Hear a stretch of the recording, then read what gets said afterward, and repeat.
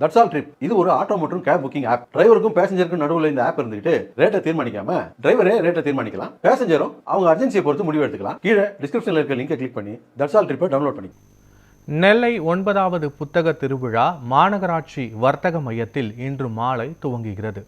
இது தொடர்பான முழுமையான விவரங்களோடு எமது செய்தியாளர் சுடலைக்குமார் களத்திலிருந்து இணைகிறார். சுடலைக்குமார், நெல்லையில் 9வது புத்தக கண்காட்சி தொடங்க இருக்கும் நிலையில் எத்தனை அங்கு ஸ்டால்கள் போடப்பட்டிருக்கிறது, என்ன மாதிரியான புத்தகங்கள் வர இருக்கின்றன, ஆர்வலர்களும் புத்தக வியாபாரிகளும் என்ன கருத்தை பதிவு செய்கிறார்கள்?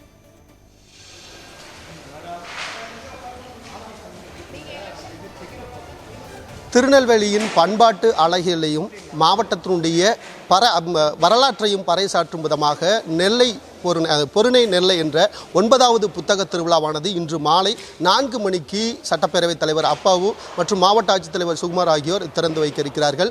இந்த புத்தக திருவிழாவை பொறுத்தவரையில் 9வது புத்தக திருவிழா திருநெல்வேலியில் நடைபெறுகின்றது. இதுவரை பாளையங்கோட்டை வஉசி மைதானத்தில் நடைபெற்று வந்த இந்த புத்தக திருவிழா இந்த ஆண்டு மாநகராட்சிக்கு எதிர்ப்புறம் உள்ள இந்த வர்த்தக மையத்தில் இன்று மாலை 4 மணிக்கு துவங்க இருக்கின்றது. கிட்டத்தட்ட 13 நாட்கள் இந்த புத்தக திருவிழாவானது இங்கு நடைபெற இருக்கின்றது.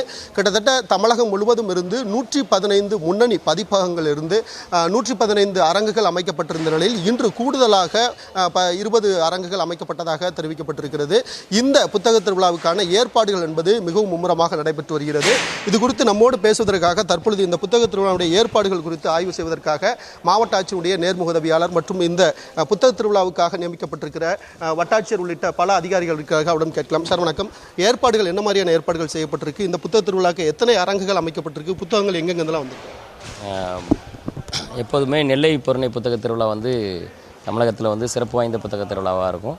ஏனென்றால் இங்கு உள்ள திருநெல்வேலி பொறுத்தளவு உள்ள வாசகர்கள் அதிகமான வாசகர்கள் கொண்ட ஒரு இலக்கிய மாவட்டமாகவே இருந்து வருகிறதை நாங்கள் பெருமைப்படுகிறோம். இந்த விதத்தில் திருநெல்வேலியை பொறுத்தளவில் 115 அரங்கங்கள், அதாவது புத்தக ஸ்டால் சொன்னோம்.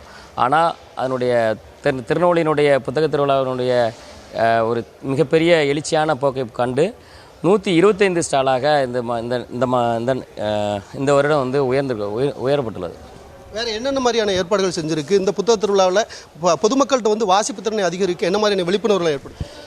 மாணவர்களோடும் ஒவ்வொரு கல்லூரி மாணவர்களோட, அது மாதிரி பள்ளி மாணவர்களோட இது மிகப்பெரிய எழுச்சியை உருவாக்கணும் அப்படின்னு சொல்லியிருக்கு. அதுபோல் கிராமங்கள் தோறும் கொண்டு போகணுன்ட்டு அந்தந்த பஞ்சாயத்து சார்பாக பஞ்சாயத்து செயலாளர், மாவட்ட பஞ்சாயத்து தலைவர் போன்றவங்கள்ட்ட முறையாக அறிவிப்பு வெளியிடப்பட்டு அங்கேயும் விழிப்புணர்வு பேனர்கள் வைக்கப்பட்டுள்ளது. நேற்று கூட அனைத்து பள்ளிகளிலும் 1 மணி நேரம் 1 லட்சம் மாணவர்கள் கலந்து கொண்டு மாஸ் ரீடிங் அப்படிங்கிற ஒரு செயலை மாணவர்கள்ட்ட கொண்டு வந்தோம். விஓசி கிரவுண்ட், அதாவது வஉசி மைதானத்தில் சுமார் 1000 மாணவர்கள் ஒட்டுமொத்தமாக இருந்து முதன்மையான நாவல்களை எடுத்து உட்கார்ந்து படிக்க வச்சதற்கான ஒரு பெருமையான ஒரு விழிப்புணர்வை கொண்டு வந்திருக்கிறோம். நிச்சயமாக இது மட்டுமின்றி இங்கு 13 நாட்களும் இந்த வர்த்தக மையத்தில் நடைபெறக்கூடிய கலையரங்கு ஒன்று அமைக்கப்பட்டிருக்கிறது.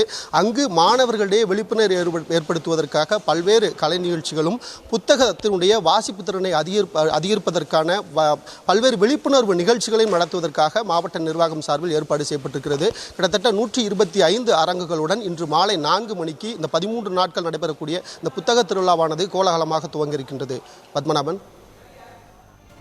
நெல்லையில் 9வது புத்தக திருவிழா இன்று மாலை நடைபெற இருக்கும் நிலையில் அதன் ஏற்பாடுகள் குறித்து களத்திலிருந்து முழுமையான விவரங்களை வழங்கியமைக்கு நன்றி சுடலைக்குமார்.